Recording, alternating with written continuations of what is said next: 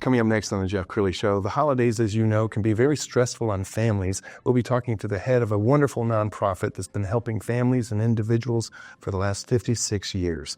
His journey just ahead.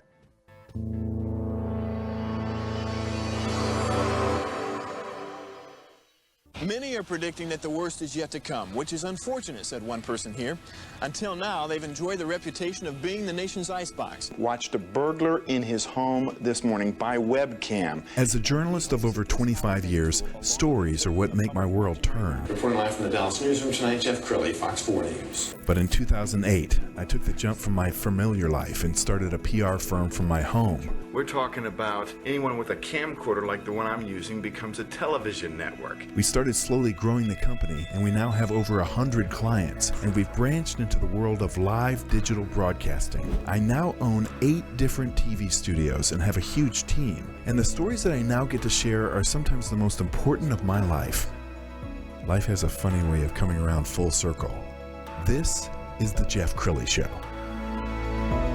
Well, raising a family is complicated enough, but then you add in the stress of the holidays and the pressures on families, and sometimes it can rip families apart.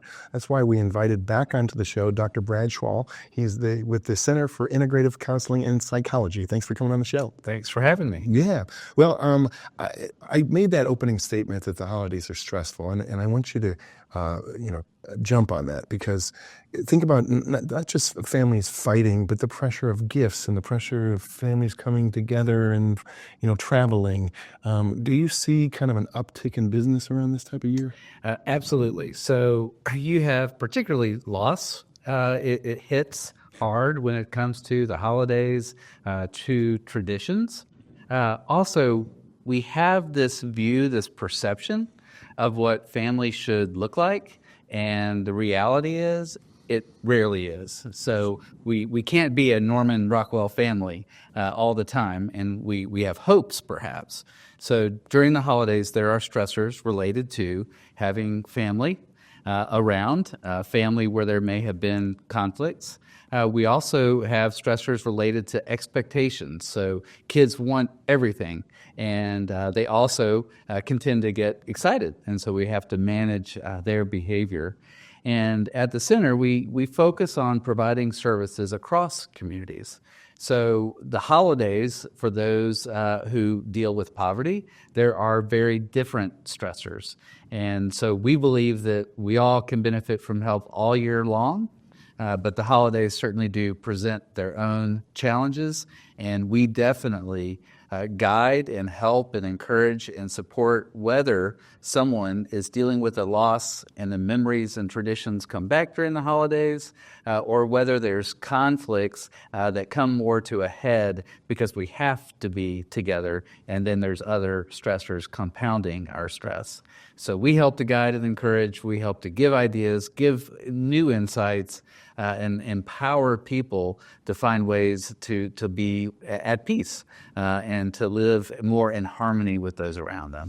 And you have a wonderful nonprofit that's been around for 56 years. I can't name too many nonprofits in Dallas that have been around that long. Let's go ahead and pull up your website, and I want you to talk about the growth and the need over the years. And I know you serve more than just the Dallas-Fort Worth community. Absolutely. So our goal with counseling is to help people reach their potential, to help people overcome obstacles to well-being. Mental health is a health issue, and just like we go to the doctor for a checkup, we need to see mental health as something that we need to go outside, to go to somebody who is expert. All the while, our therapists believe that the power to grow and heal is within the individual. We don't impose our beliefs. We don't tell people what they should do. We help people gain insight, and then that helps them grow. So since 1968, there's been a need in the Dallas community for counseling that is accessible, counseling also that honors faith, because people want to bring their spirituality into therapy. And so we have steadily provided services to today, and we're adapting to the needs today that are great. And so we focus on being in the community, providing counseling, intervention, but also education for prevention.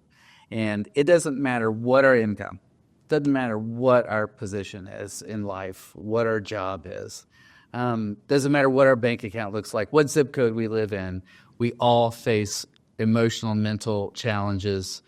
We're all wired differently, and we all at times get our wires crossed, and we need some help. Someone to help us to think more clearly. And we've been doing that for those 56 years.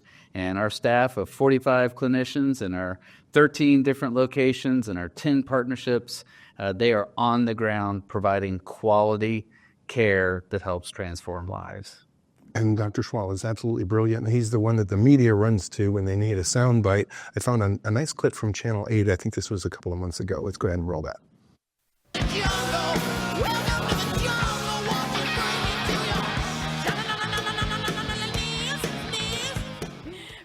Your children can feel like you're in the jungle some days. In fact, there are 4 different parenting styles you can use to raise your children that actually mimic animals, including tiger, elephant, jellyfish, and dolphin parenting. Dr. Brad Schwall is here to break it all down because Lord knows, I feel like Jane should have just ran over here and done this segment as well since she's a parent. But I might learn something this morning, so let's talk about it. Can you tell us what these different types of parenting styles are and what exactly they mean? Sure. So really it's all about whether we are laissez-faire in our parenting and we let things happen and we don't give much guidance, or we are authoritarian and we set the rules, no flexibility, we're dictating, we're controlling, versus authoritative. So where we are empowering, we are in control. So if you think about the different animals, you think about a tiger, controlling, focused, and really, really protective. Same with elephant. Elephant, a little bit more gentle perhaps, but still maybe a little too overprotective.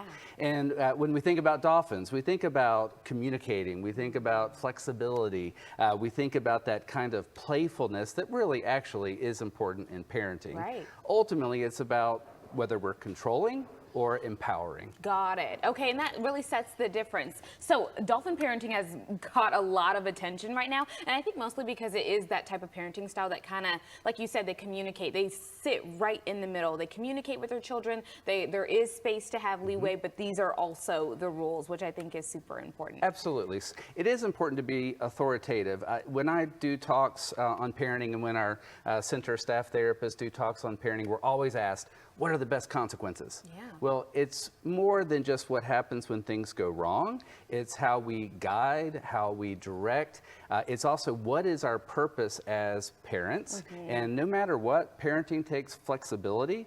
It takes reading the child, but that doesn't mean that we're not authoritative and setting rules. So how do you think parents can maybe navigate this? Maybe there's new parents or parents who have children that are about to become teenagers and they're entering a new role. What do you think is the best way for them to find that correct style? I believe gaining awareness, learning, we never do get training to go. There's no handbook. There's no license, there's no certificate. So I believe parents need to learn and research because no child is going to be the same. We may have 2 kids, 3 kids, they're all going to be different. So research, learn, have people you trust. Our therapists, when we go do talks and we raise funds to go into areas of poverty and whatnot, we are focused not on saying, hey, here's how you do it. We're focused on realizing parents have the ability to parent and they have their own values. How can we support them and help them? But that education and that gaining awareness and then having people in your life to give you support, so key. So would you agree that a child kind of determines how a parent is going to choose their parenting style? Yes, but we have to be careful because we want to be focused on what we believe is important in parenting, but we do have to adapt. That's something that over all of these years and talking to parents that I've realized, we've realized, every child is going to be different. There's learning differences. So we're looking for those different aspects of the child's life, their temperament, as well as what they're experiencing at school and maybe even in their mental health. So we do have to adapt. Every child is different. I do agree that you have to open your mind though, because you have this certain expectation for your child, and that doesn't mean that they're necessarily going to fit all those boxes that you want. I do want to touch on, because I feel like a lot of times parents will say, well, this is how my mom raised me, or this is what my dad did. So do you think previous parenting plays into raising up your own child. For sure. So what we see, what is modeled, we do emulate. Now, often parents will say, oh, I'm going to be nothing like my parents, but that's a little harder than we might think. So we think back to our childhood, we think what we saw, what we appreciated, what helped us, and we do our best to shape how we want to parent, but certainly that's where that awareness comes in, because we really are influenced by how we were raised. Correct. Okay, before we go, do you have any advice for parents and where they can find you for more information when it comes to these different types of parenting styles? Absolutely. Well, our socials, the Center Counseling is how you can find us on Instagram and Facebook. We have tips online. Like I said, we do a lot of parenting talks. We also go into areas of poverty, raise money to do that. But bottom line, online, thecentercounseling.org. Again, our therapists providing counseling, our psychologists providing testing. We are focused on empowering parents, because parenting is tough. It is. Parents need support, but also we need to realize that they have strength within them to do their best. We just want to come alongside and give them support and help as they do that. A little help. That was fabulous. Thank you so much for your knowledge this morning. I do agree that parenting is the hardest unpaid job you will ever have. Sure, So yep. you need the encouragement in the community there. Thank you, sure. Dr. Schwall. Appreciate you being here. Well, I think as you pointed out there's almost a perfect storm for counseling. The stigma has fallen away. There's a greater need. I would submit that I think we're all kind of still shell-shocked from COVID. And you're seeing numbers like you've never seen before. Absolutely. Our numbers of sessions continue to increase, certainly in areas of poverty that face other challenges related to trauma and access to other services. Those needs compound and make it necessary for us to be in the community. We don't get training. We don't get to read one book. We don't take a class. We don't get a certification in life or in parenting or in relationships. And so our goal as the center is to be a guide and to help people navigate through life's changes and challenges. Changes and challenges are inevitable, but how we navigate them is where we do have the control. And so the need is great. And as a center, we are focused on not just providing counseling for those with resources.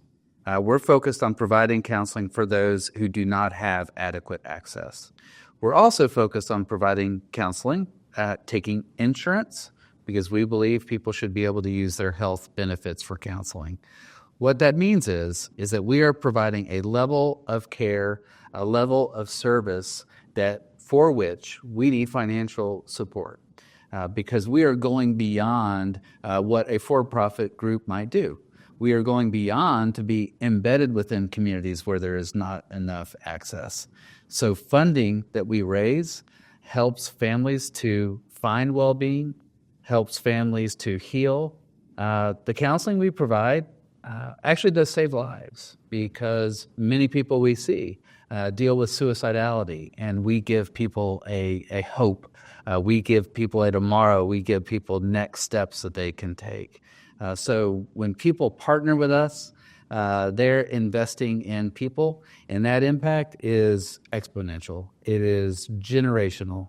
The kids that we're helping in counseling today someday will be parents, and what we are doing to help them today will help them as they parent their children. Well, and I love it that you allow people to bring faith into it, because that's a part of the healing process, isn't it? For sure. Research shows that people want to bring spirituality into their therapy. Research also shows that therapy is more effective when matters of faith are honored and welcomed and integrated into their therapy. We don't impose our beliefs. We allow clients to bring in faith as they choose, but we believe that we can't separate out challenges from meaning. We can't separate out our spiritual lives from what we are navigating through. And so we are caring for the whole person. Psychology refers to talk about the soul.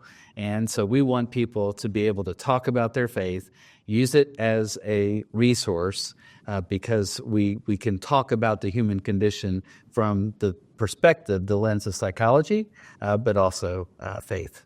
Yes. Thank you so much, Dr. Schwall. We'll have to have you back on again soon. As he said, it's a nonprofit. They need your donations. We're going to put the website up so you can give generously. It's thecentercounseling.org. The great Dr. Brad Schwall. Thanks for coming on the show. Thank you. You bet. That's it for now. We'll see you next time.